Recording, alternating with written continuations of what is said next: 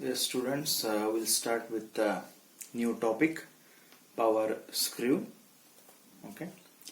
So first we'll try to understand the definition of power screw and a few common applications of power screw. Okay. So power screw, it is a mechanical device used for converting rotary motion into linear motion. Okay, I repeat, power screw is a device which converts rotary motion into linear motion.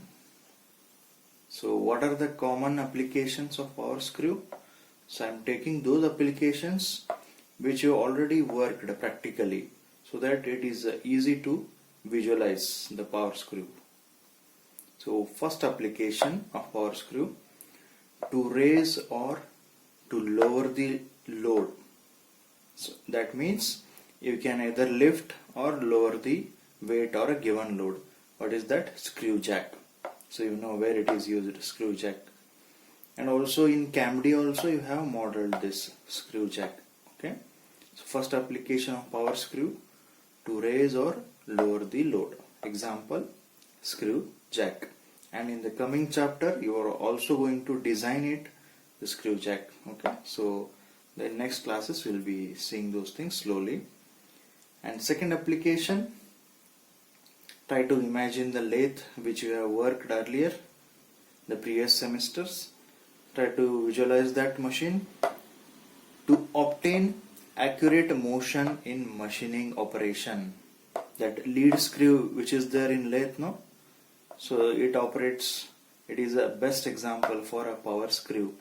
There also you are converting rotary motion into linear motion. Example is lead screw of lathe. Okay. And third example, again machine wise, also you have seen in machine shop, to clamp a workpiece. To clamp a workpiece you are using machine wise. So there also rotary motion is converted into linear motion.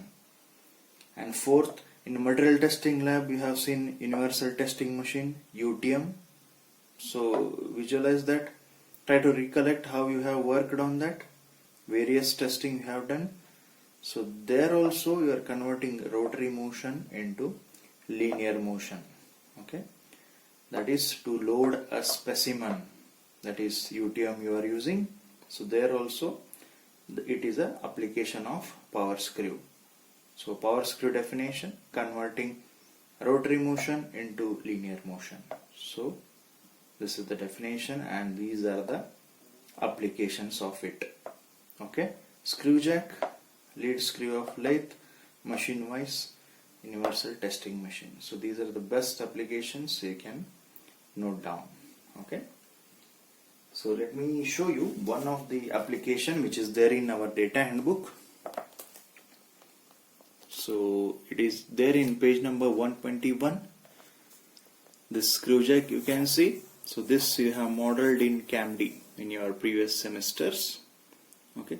So you know the application of screw jack.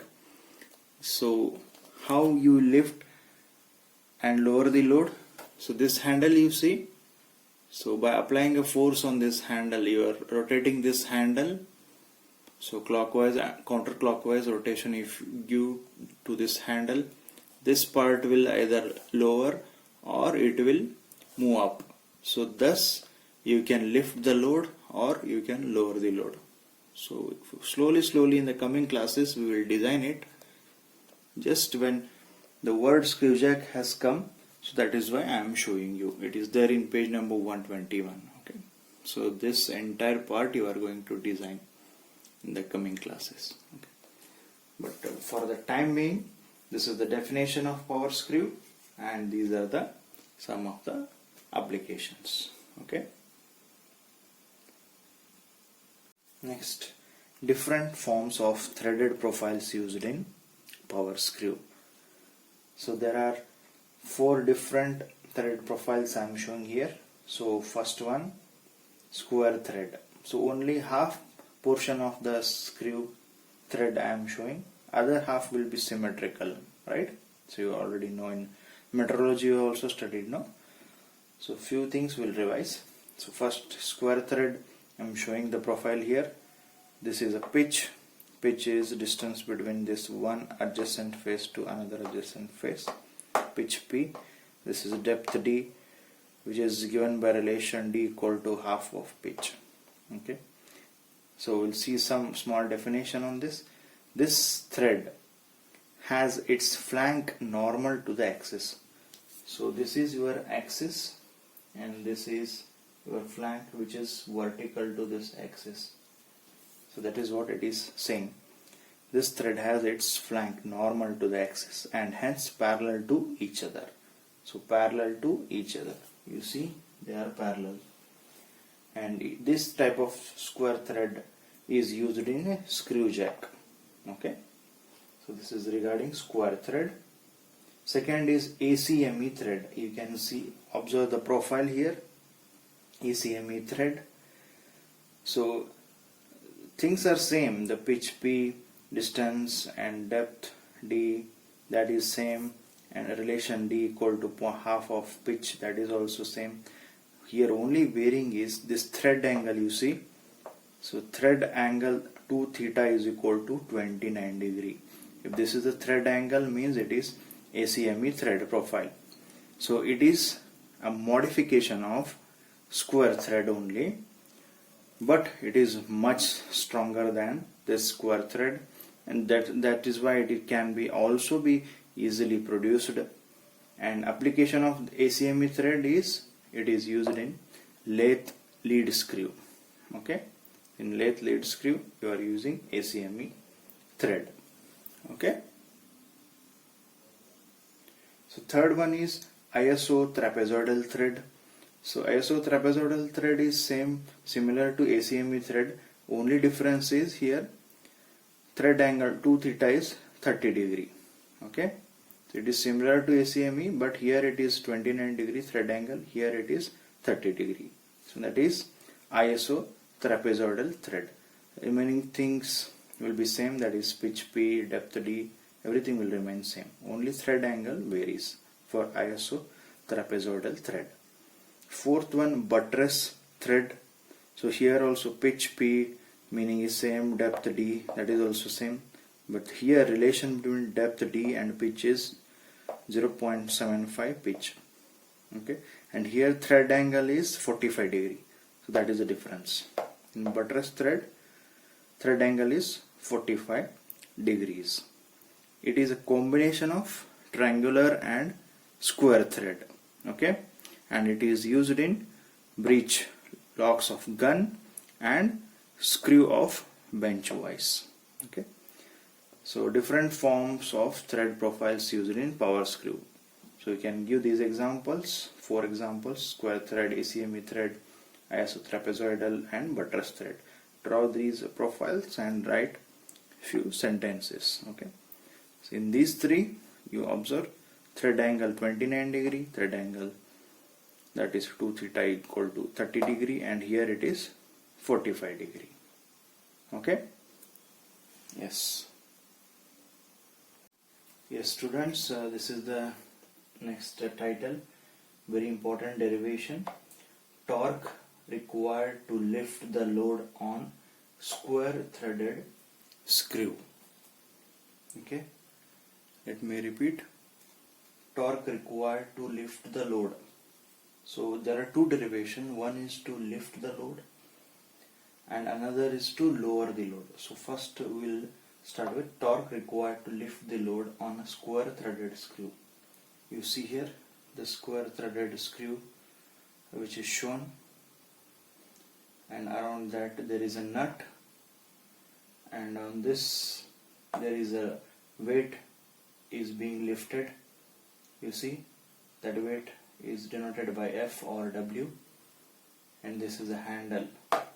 Okay, so on this handle you are trying to apply a force on this handle. So with the help of that you are going to get rotary motion, right? So what is the definition of power screw? Converting rotary motion into linear motion. So this handle will produce rotary motion. So with the help of rotary motion you are going to get linear motion along this screw, right? So rotary motion from the handle is converted to linear motion in the screw. With the help of linear motion you can lift the load in this case. Now how to produce rotary motion on a handle? So you are going to apply a tangential force on this handle in this way. Okay, try to understand. So tangential force on a handle will produce a rotary motion. With the help of that rotary motion, linear motion you will get in the screw. So with the help of that we are going to lift the load. Okay. So here in today's class we'll try to understand the symbols and free body diagram, and tomorrow we'll derive it. But before deriving, very important to understand the symbols. Okay. So we'll start. See here first, that is F or W, load to be lifted. So here I have shown F or W, load to be lifted, right? D naught, you see the screw here, D naught is outer diameter of a thread. So which thread we are using? Square threaded screw. D naught is outer diameter of a thread, Di inner diameter of a thread, and Dm is mean diameter. It is mean of outer and inner diameter. D naught plus Di by 2, which is shown in the diagram. D naught, Di and Dm. Okay. So next, capital L is lead of screw. You see here, I have shown here, this is the lead. What is the meaning of lead? Yes. So what is the meaning of lead? You have studied in your metrology. For one revolution of a screw, right? So how much the nut will move? Nut will move by what distance? Right? So that is a lead. So here L equal to P I am showing in a figure. Meaning is it is a single start. Lead is equal to pitch, which is shown here. If it is single start, L is equal to P. If it is a double start, L is equal to 2P. Triple start, L is equal to 3P, so on. So here it is single start, I am assuming L is equal to P. Next symbol, P is pitch of a small p, pitch of the thread. Okay, pitch of the thread.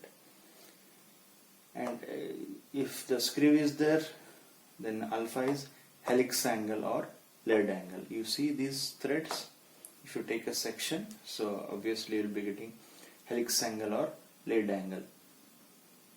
Okay, so you can also go through your metrology, so these things will be clear. Alpha is equal to helix angle or lead angle. Okay. Now, so this we will see friction angle. Before that, P, effort or tangential force acting on a mean radius. Okay. So for calculation you are taking mean radius, right? So tangential force will be acted on a handle. Correct? You are applying a force on a handle. So that is nothing but your effort. That is capital P.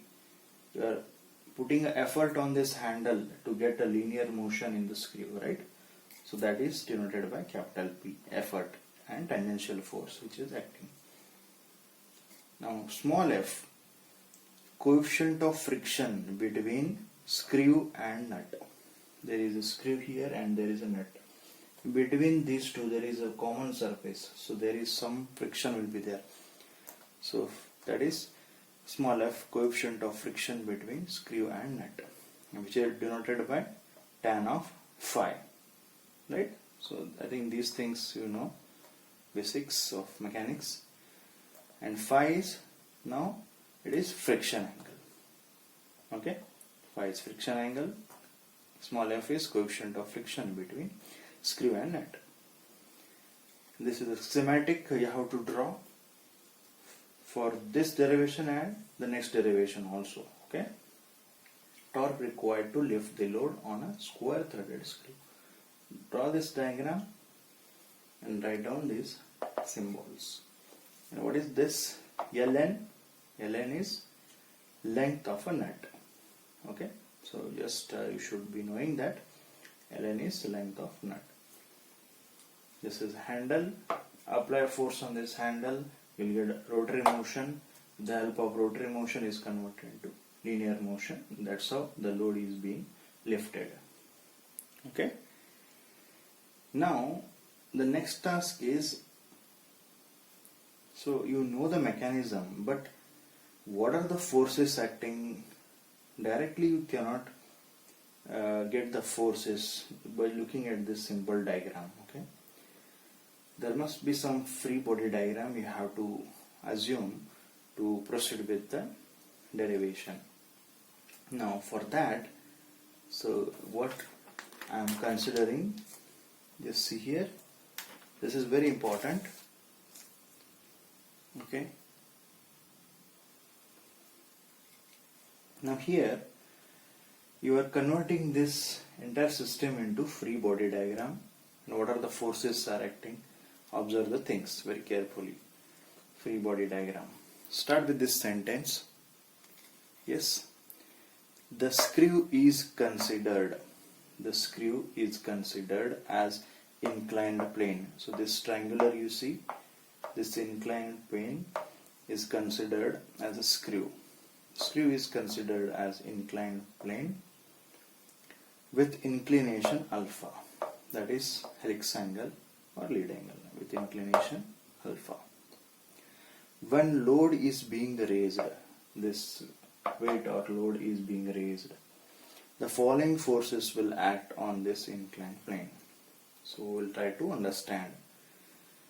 See this block, okay, so this is being raised, right? In this block you see this is moving upwards on an inclined plane because you are trying to raise the load. What is the weight of that block is F or W, which is being raised, right? That weight will act downwards.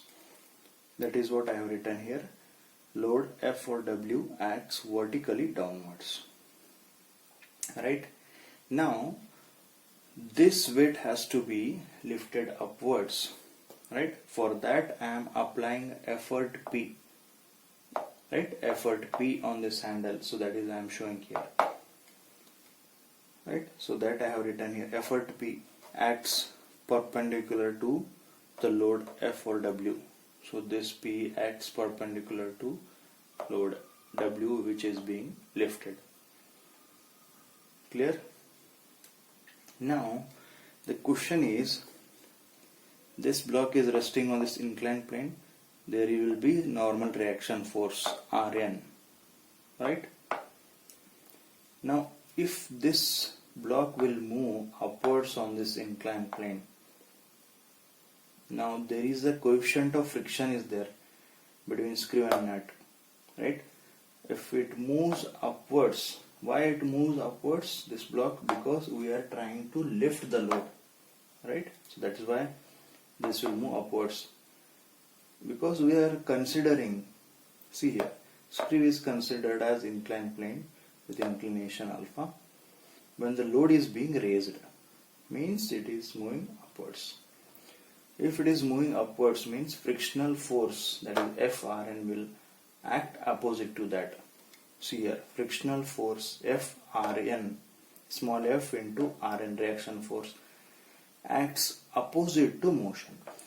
It is moving upwards because load is being lifted, so frictional force Frn will be acting opposite to that one, right? Normal reaction Rn acts perpendicular to inclined plane. Inclined plane, so it is perpendicular. So these are the forces acting in this way. Based on this, we are going to do derivation. Okay, this is the diagram only for the load is being lifted. Okay, for that only we are going to derive it. And also this is length of nut, right? So how this diagram will come? If you take a section here, take a section here and open it. Take a section and open it. This is how you will be getting to like something like this. if you take a section, so two wedged shape you will be getting, right? So this one you open it, that is how it is visible. Okay, I hope it is clear. Alpha, and this angle is also alpha, alternate angles, right? So this you can observe the things, and this is pi dm. Okay, pi into mean diameter, pi dm. This is given by pi dm. And this is length L. So why this pi dm? So try to understand it. I said you take a section, two wedged shapes, and you open it. This is how it is visible. So it is very difficult to understand, but let me give one example. Okay, so then the things will be clear to you. Why this pi into dm? Now, if this is having a diameter dm, what is circumference of this? Circumference is pi into dm. Now, if I open this circle, you'll be getting a straight line. What is the length of that? Again, it is pi dm. Correct? Circumference of this circle is pi dm. Open this circle, you will get straight line of length pi dm. So that's how it is. So it's not visible. Yes, let me. This straight line length is pi dm. Okay. Clear? This circumference is pi dm. Open it. It will be straight line of length pi into dm. Correct? So that's all. So you simple mathematics you can apply over there. So what to understand? So derivation we'll do it tomorrow, but today you try to understand these all symbols and this free body diagram, which is very, very important. Okay, so same will continuing, keeping these two in mind. We'll continue with the derivation in the tomorrow's class. See, what is P? Effort to be applied on the handle. F for W, which weight is being lifted, acting downwards, right? F into Rn, frictional force acting in this direction because it is moving upwards, and Rn is normal reaction force, and it is helix angle. This sentence is also very important. Screw is considered as inclined plane with inclination alpha. Alpha is helix angle or lead angle. These are the forces which are acting. So in the exam you don't need to write all this meaning. If you know this free body diagram, it is enough. Okay, that is enough for derivation, which we'll do it tomorrow. Okay, so you can take these things, this figure, this one, symbols, and this one. So you don't need to take this part, and this is for just your understanding. Okay. So heading is torque required to lift the load on a square threaded screw. Take this diagram, all the symbols, free body diagram of this system. So only with this you can able to do the derivation. And this sentence is important. This also you can take down. Okay.